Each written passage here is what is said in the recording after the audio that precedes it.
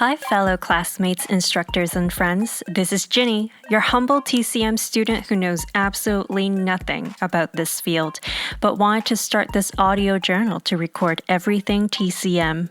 If you would like to join my study group as well, please come learn with me. And let's get healthier by healing our bodies from the inside out holistically together. Hey Kuko fam, thank you so much for joining back with me for another study session. Today we have Jenny joining us from California, and just seeing her Instagram, I know she's such a strong individual who fights for what's right in terms of bringing equality and bringing balance to everything, which I totally love. She's a licensed acupuncturist and she specializes in women's health, and some of the services that she provides are quite unique from a chat with her from before, and I would love to learn more about that today. She is also a yoga and Ayurveda enthusiast as well, and without further ado, I would love to introduce you to Jenny. Hey Jenny, how are you? Great, thank you so much for having me on today. This is exciting. Yeah, thank you for joining. I love to understand everyone's backstory and how they want to become a practitioner or like an acupuncturist, like what brings them into this world. So I'm excited about our chat today in terms of learning about you. So to start, I want to know like where are you from in terms of it could be your location, or it could be, I'm going to ask you about your background, your roots later, but maybe just current situation. Yeah, so currently I'm living on occupied Tongva land, also known as the Los Angeles, Long Beach, sort of Southern California region. And I come from Korean ancestry. I'm second generation Korean American. My parents immigrated to California maybe like 40 years ago. Oh, wow. That was very early on. Yeah, so I was born and raised in California, and I'm still here. Okay, wonderful. So I was wondering, like, what do you specialize in right now? I know that you are specialized in women's health, but from our chats before, you do provide quite unique services to pregnant ladies or even like the first-time mothers or just mothers in general. Yeah, so I recently just graduated and I've received my acupuncture license. But prior to that, I've been serving postpartum mothers. So I work as an Ayurvedic postpartum doula. And I've been doing that for about the past decade. And basically, I support moms for the 40 days after they give birth. And I massage them, I cook them Ayurvedic meals, and I'm sort of there to remind them to rest and take it easy and focus on their healing. So do you do anything with them like prenatal wise? Like do you prep them before they get pregnant or even during pregnancy?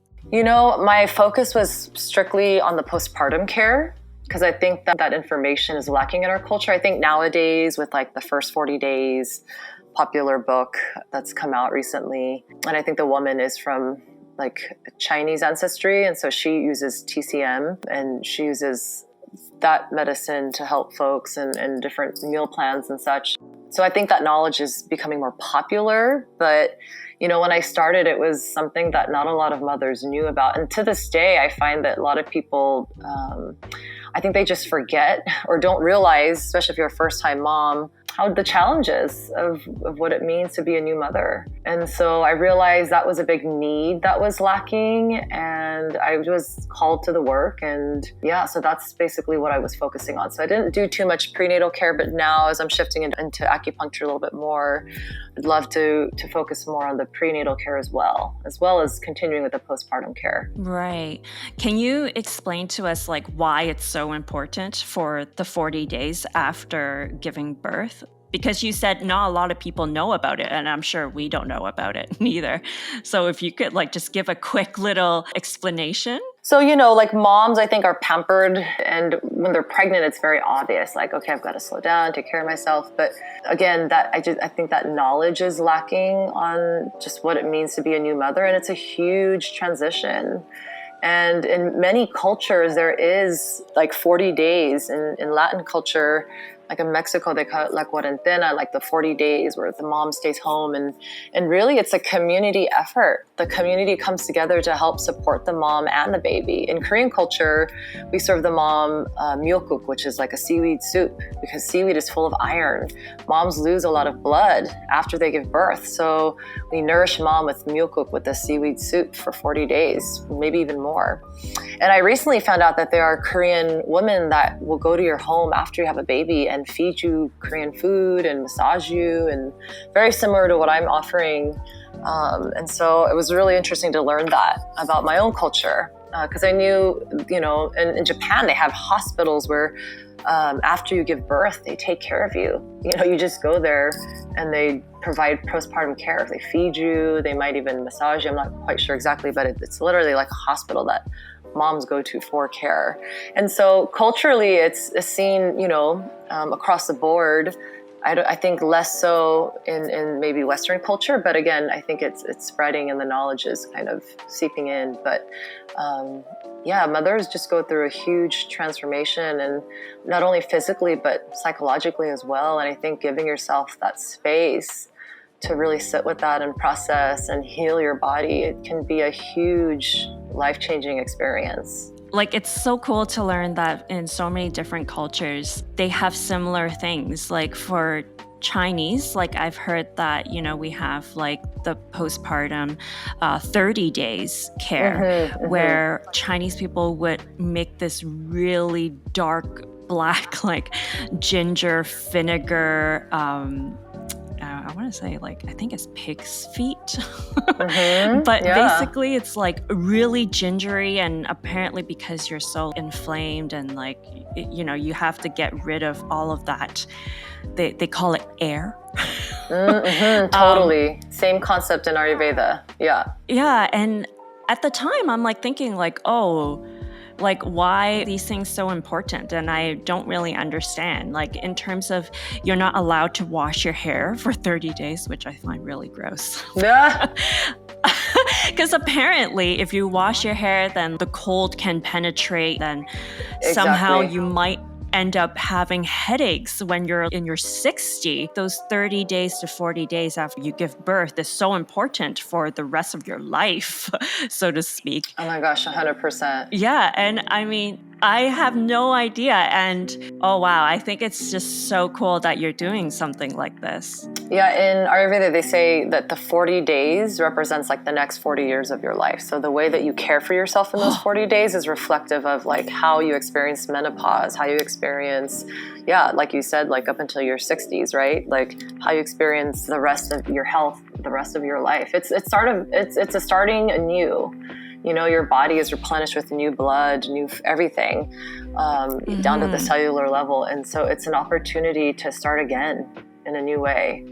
And so, I think also like how you go into it, how you go into pregnancy is really determines how you experience pregnancy, and most importantly, the postpartum period. It's all connected. Oh my goodness. That's nuts. Like that blows my mind when you say that. I'm so glad that you brought this up, because I'm sure a lot of us have no idea. Like, okay, so could you provide us with more background story in terms of your roots and just growing up? Yeah, so my parents, like I said, immigrated here about probably 45 years ago. And I got into yoga, veganism, activism when I was about 15. So that is sort of a background.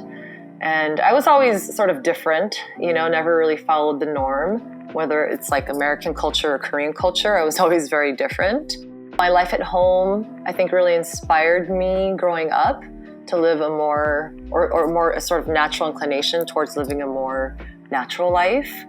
And my dad also exposed us to nature growing up, and I felt really connected to nature. And from a young age, I was very interested in environmentalism and just learning more about Native American culture. That and spirituality was kind of sparked my interest. So for whatever reason, from a young age, I remember just feeling naturally drawn to sort of spirituality and nature, which led me onto that path. So, onto the yogic journey, Ayurveda. And in 2013, I started a wellness center in Long Beach with 2 other women. And I stepped away from that business a couple years ago when I was deep in, studying East Asian medicine, because it just it was hard to have my hand in too many different pots at the same time. And I really do believe that was the best decision that I made, because, my energy was everywhere. And when you're in acupuncture school, you really have to focus. It's pretty intense. And so, it was something that I knew I wanted to dedicate my life to. And it was just a shift that I made. And so the last 4 to 5 years I've been in school, and I graduated in April. Congrats. And then finished all my board exams, thank you, as of recently, and taking a little break to the end of the year, then hoping to start up in January or so. That's nice. Like, you kind of led up to why you want to pursue traditional Chinese medicine. And it makes sense because of your upbringing, of getting all the exposure with like nature and everything. And traditional Chinese medicine is just such a holistic way of healing the body. So it completely makes sense why that has incorporated into your own personal life as well. Exactly. Yeah. So after knowing more about the roots and traditional Chinese medicine, which, Koreans also have their own, how has that changed or molded your life after understanding all that stuff that can help you? Yeah, so, when I was young, I would watch my mom cook seasonal meals and teas, and care for us when we were sick, using herbs and foods and things like that. And so from a young age, witnessing that, I think again that may had a huge influence in my life. And having studied Ayurveda, which is very similar concept to Chinese medicine, I was able to incorporate and shift my lifestyle from a pretty young age, I would say. But now with this knowledge, I'm able to go deeper and understand more. And so I think I've been living this lifestyle for some time.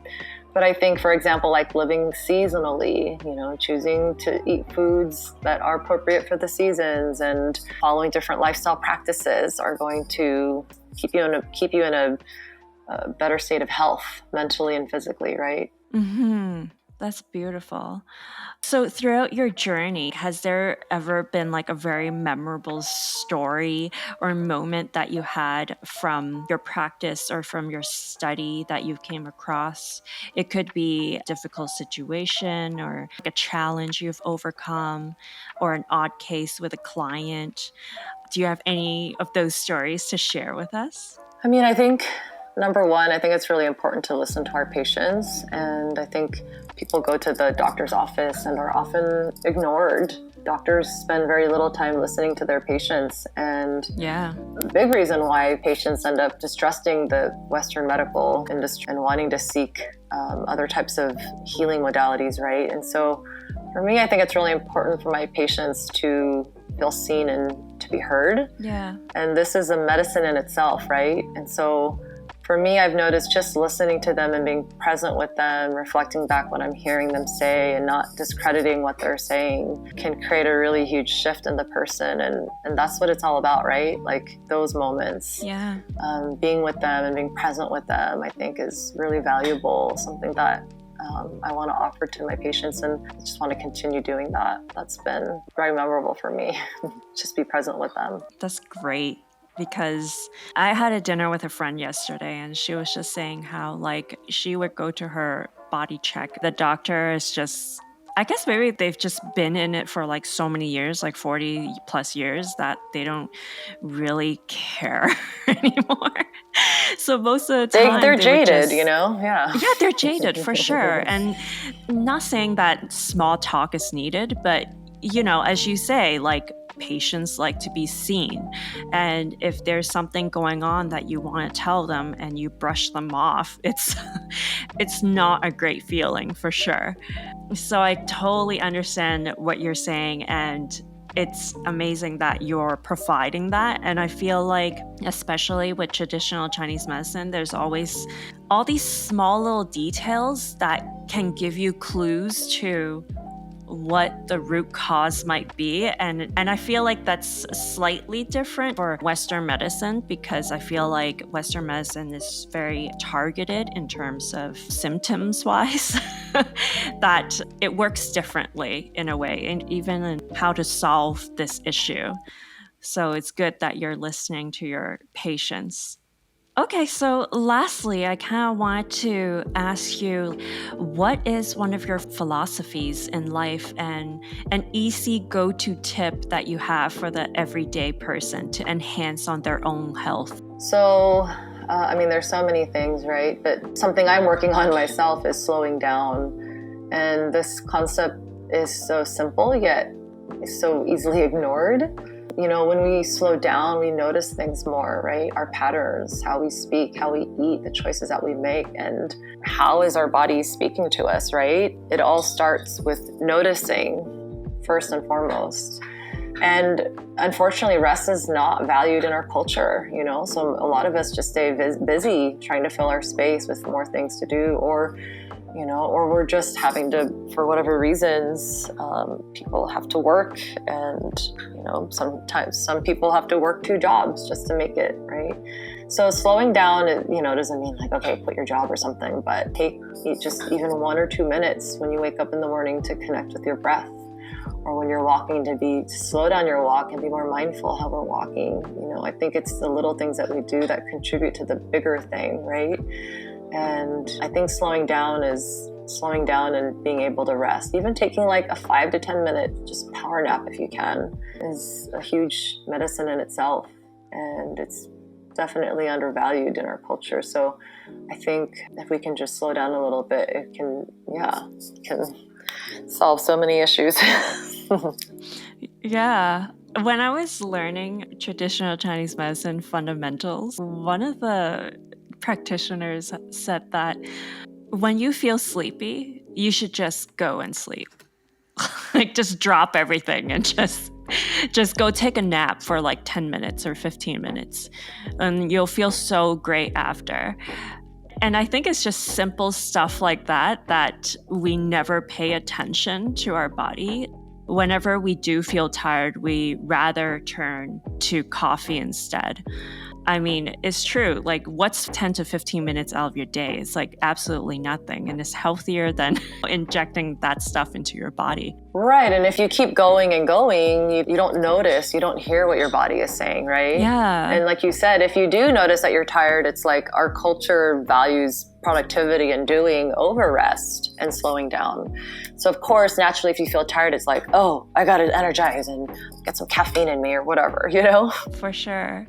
Well, thank you so much for sharing your background story, the services that you provide. And I actually did learn quite a bit today from you in regards to what you do and your services. So I'm really happy that we had this chat today. Oh, thank you for having me. It's a pleasure. Yeah.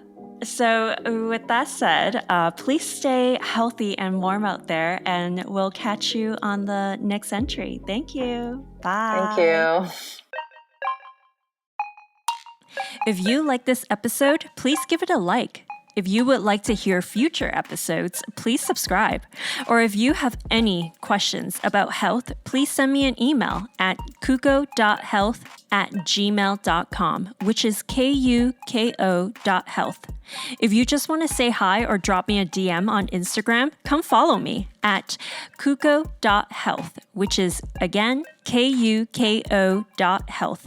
Thank you so much for listening to me today. And please stay warm and healthy out there. And I'll catch you on the next episode. Bye.